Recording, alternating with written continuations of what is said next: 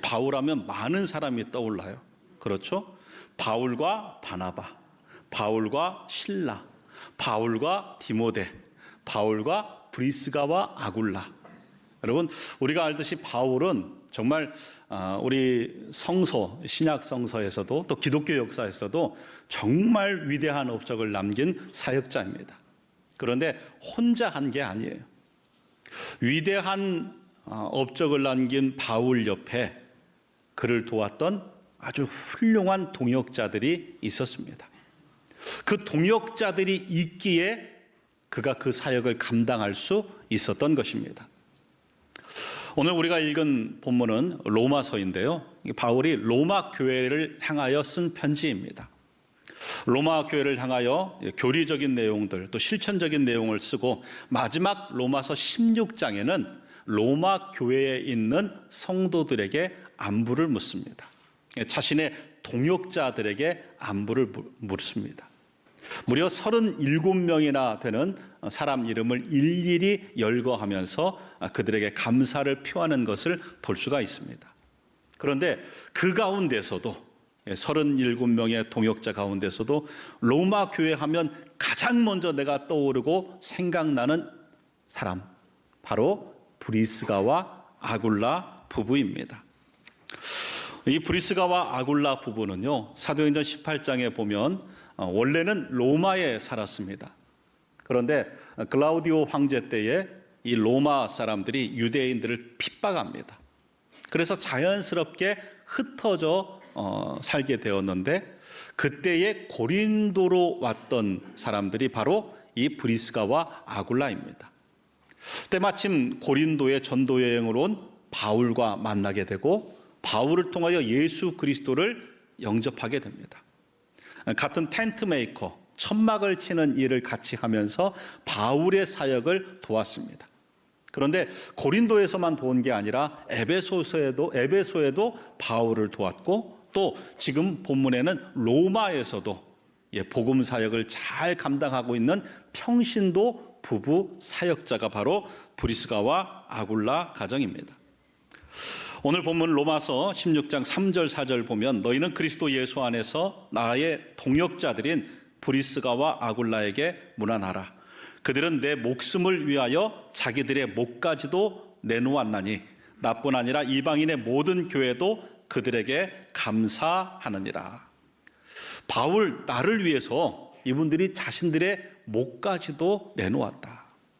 많은 성경학자들이 이 사건을 사도행전 19장에 있었던 에베소 폭동 사건으로 생각합니다. 사도행전 19장에 보면 바울이 에베소에서 복음을 전하고 많은 사람들이 예수 그리스도를 영접합니다. 영접하면서 자기들이 갖고 있던 집에 있던 우상들을 버리기 시작합니다.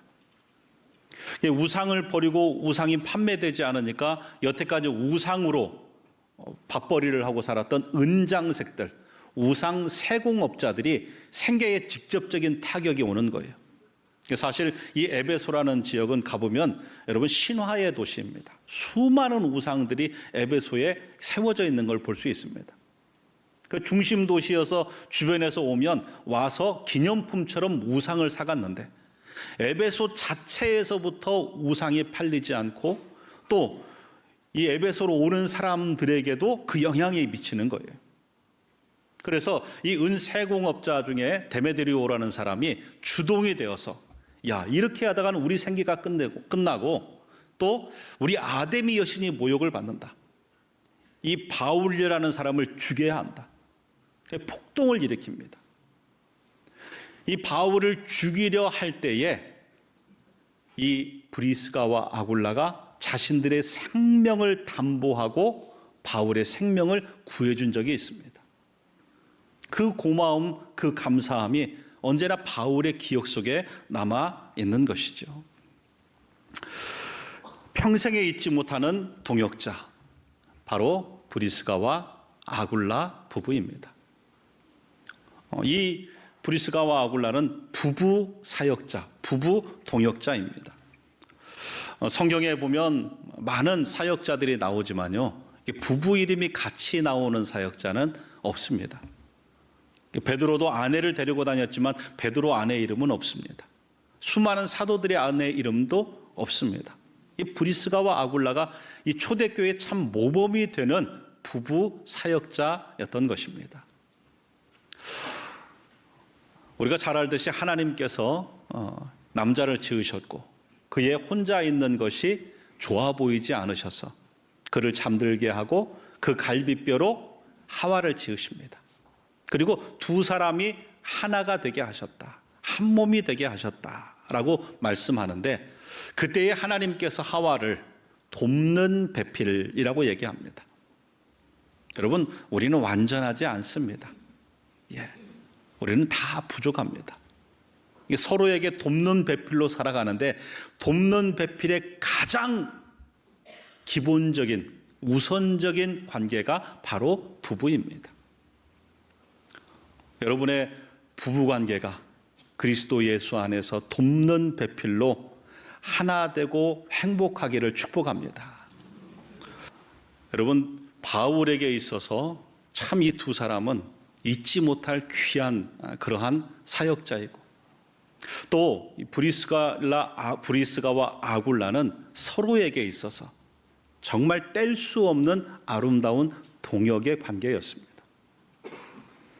위대한 사역자가 그냥 있는 게 아니라요, 그 옆에 정말 보석같이 그 희생을 감당해주고 세워주고 같이 헌신했던 동역자가 있었기 때문입니다. 여러분, 우리가 서로에게 신앙을 격려할 수 있는 좋은 동역자 되기를 소망합니다. 서로에게 좋은 동역자가 돼야 돼요. 특별히 여러분 부부가 좋은 동역자 되기를 축복합니다. 여러분 부부가요, 서로에게 신앙의 격려를 줄 수 있는 동역자가 돼야 돼요. 혹시나 남편이 교회를 안 나오고 아내가 교회를 안 나오는 분들 있습니다. 하나님, 우리 남편 예수 믿게 해주세요. 우리 아내 예수 믿게 해주세요. 기도도 좋습니다. 그러나 한 걸음 더 기도하세요. 하나님, 우리 남편이 내 신앙의 동역자가 되게 해주세요. 그냥 예수 믿는 수준이 아니라 내 신앙의 동역자가 되게 해주세요.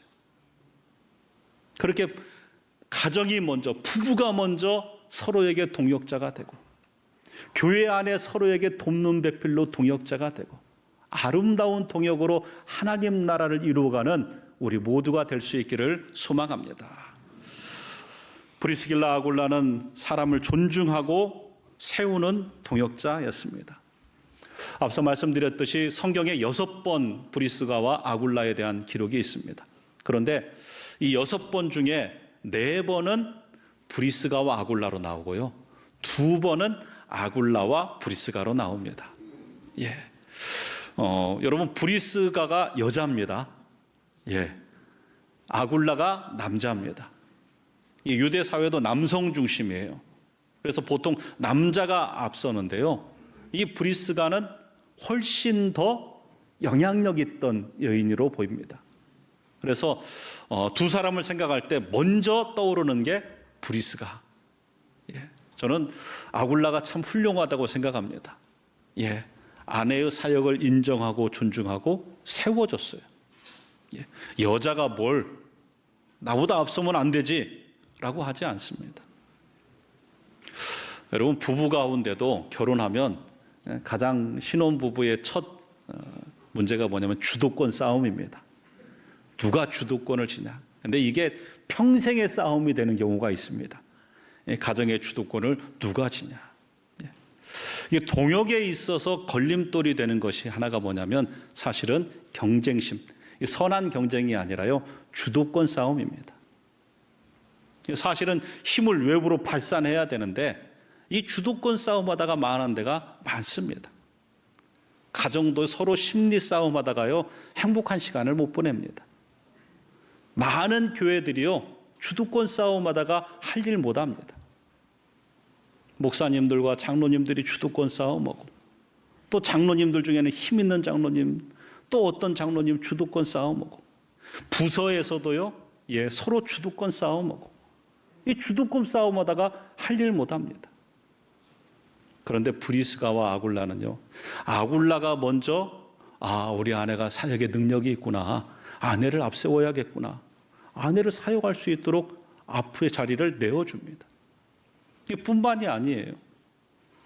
이 두 사람의 사역을 보면요, 계속 사람을 세워주는 사역을 합니다. 자신들이 나타나기보다는 계속 사람들을 세워줘요.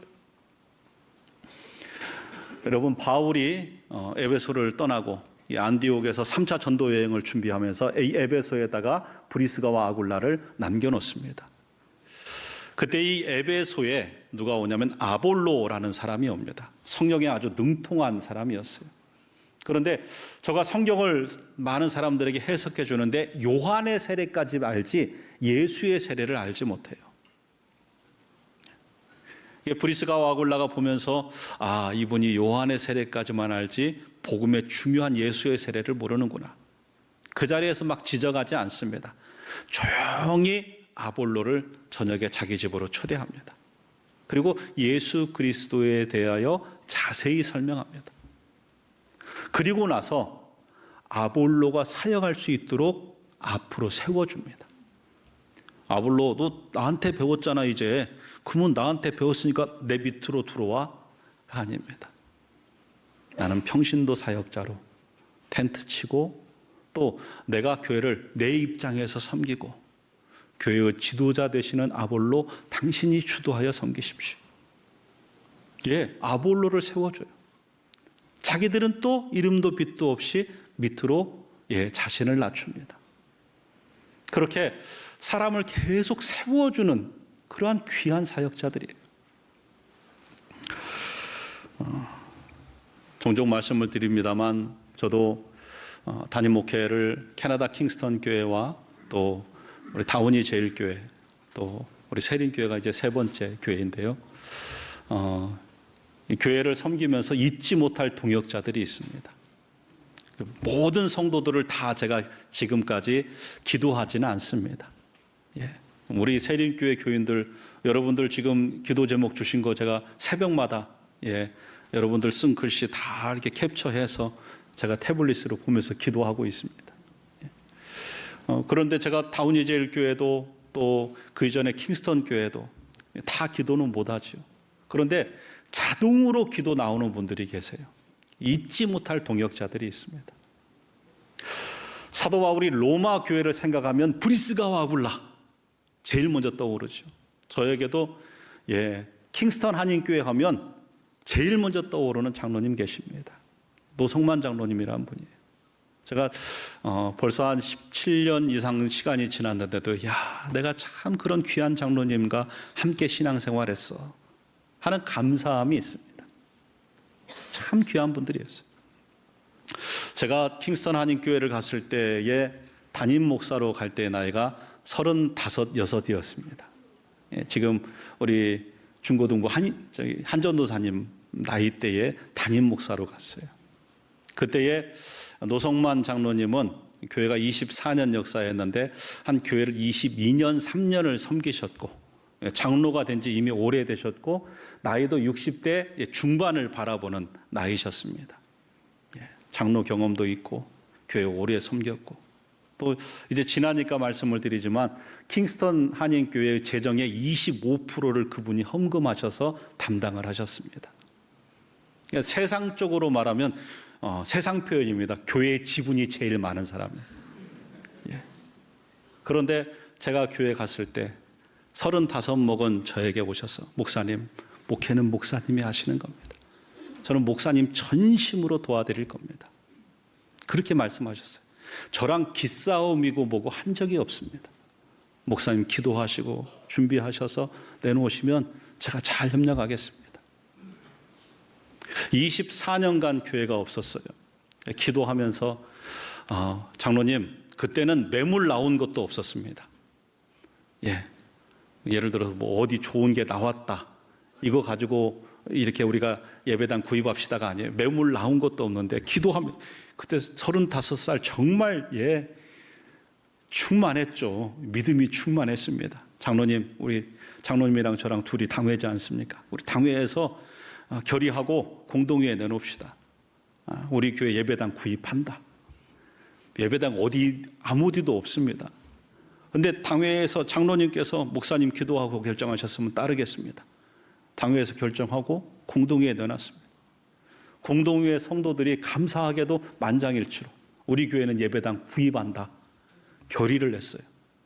예배당이 어디 있냐, 얼마 있냐, 뭐 따질 것 얼마나 많습니까? 그런데 그렇게 따라 주셨습니다. 장로님이 그 다음부터 일주일 동안 부동산이랑 다 알아보시고 일주일 만에 소식을 갖고 오셨어요. 목사님, 2년 동안 비어있는 캐네디언 교회가 있습니다.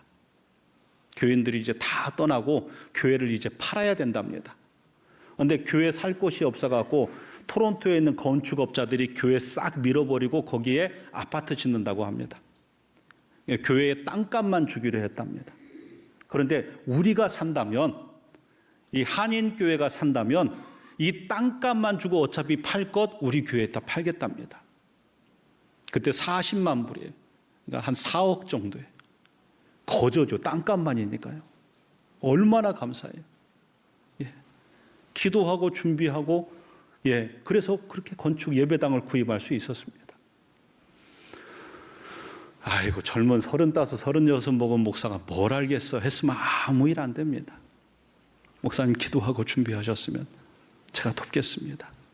성도들 설득하고 찾아보시고 예배당 25년 만에 예배당 구입하고요. 제가 처음 갔을 때 교인이 한 30몇 명이었습니다. 제가 킹스턴 한인교회 나올 때 교인이 한 150명 나왔습니다. 여러분 보기엔 별거 아니지만 이민교회에서 엄청난 일이고요. 그 중에 100여 명이 청년들이었습니다. 정말 감사한 일이죠. 그 장로님께서 그렇게 어리고 부족하고 왜 실수가 없겠습니까? 왜 모자람이 없겠습니까? 존중해주고 사랑해주고 섬겨주셔서 그 일이 가능했습니다. 여러분, 동역에 있어서 중요한 마음은 존중입니다. 나보다 남을 낮게 귀하게 여기는 마음이 우리 안에 있어야 됩니다. 우리 교회도요, 하나님 은혜 가운데 날로 부흥하고 있습니다. 첫 번째 하나님 은혜입니다. 두 번째는요, 우리 장로님들이 잘 도와주고 계세요. 우리 아이들 미국 가는 것들, 우리 선교 가는 것들, 또 이번에 우리 아이들 또 구례 지역 오는 것들 안을 내놓으면요, 목사님 합시다. 선한 일인데 합시다. 협력해주고 도와주는 거예요. 그러니까 일이 되는 겁니다. 서로를 존중하고 높여주고 그렇게 아름다운 동역을 이루어가는 우리 세린교회 될 줄 믿습니다. 마지막으로 여러분, 오늘 본문 바로 다음에 있는 로마서 16장 5절에 또 저희 집에 있는 교회에도 분한하라 라고 얘기합니다. 여러분, 브리스가와 아굴라의 집이 교회입니다. 초대교회는요, 교회 건물이 따로 있는 게 아니에요. 교인들 중에 가장 헌신된 자의 집이 교회가 되었습니다. 고린도전서 16장 19절에도요, 아시아의 교회들이 너희에게 분한하고 아굴라와 브리스가와 그 집에 있는 교회가 주 안에서 간절히 분한하고. 고린도에서도요, 교회가 어디였을까요? 브리스가와 아굴라 집입니다. 에베소에서도 교회가 어디였을까요? 브리스가와 아굴라 집입니다. 로마에서도 교회가 어딜까요?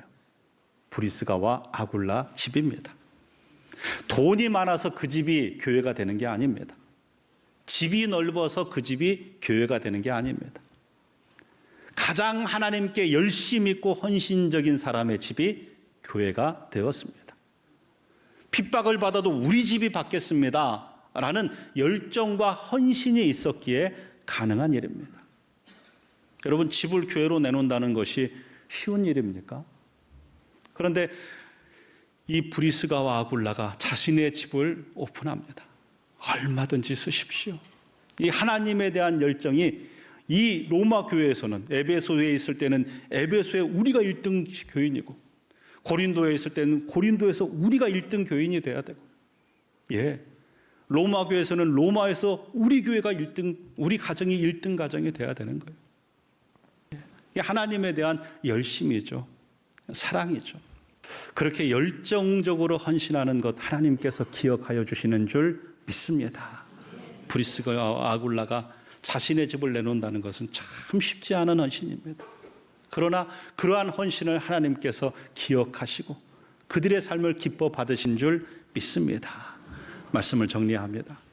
여러분, 위대한 사역은 그냥 이루어지는 것이 아닙니다. 위대한 동역을 통하여 이루어집니다.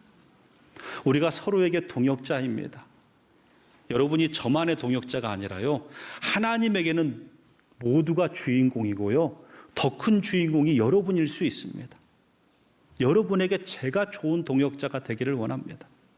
우리가 서로에게 돕는 배필로 서로에게 아름다운 동역을 할 수 있기를 소망합니다. 예, 동역에 있어서요, 우리가 서로를 높여주는 것이 중요합니다. 예, 서로를 존중하고 높여주는 거예요. 브리스가와 아굴라가 바울을 높이고 존중하고, 아볼로도 자기한테 배웠지만 높이고 존중하고, 그래서 하나님 나라를 확장했습니다. 서로를 높이고 존중할 때 우리 가운데서도 하나님 나라가 그 지경이 넓어지게 될 줄 믿습니다. 브리스가와 아굴라가 자신의 집을 교회로 삼았습니다. 자신의 모든 것들을 헌신하는 거예요. 그런 아름다운 열정과 헌신, 우리가 본받을 수 있기를 바랍니다.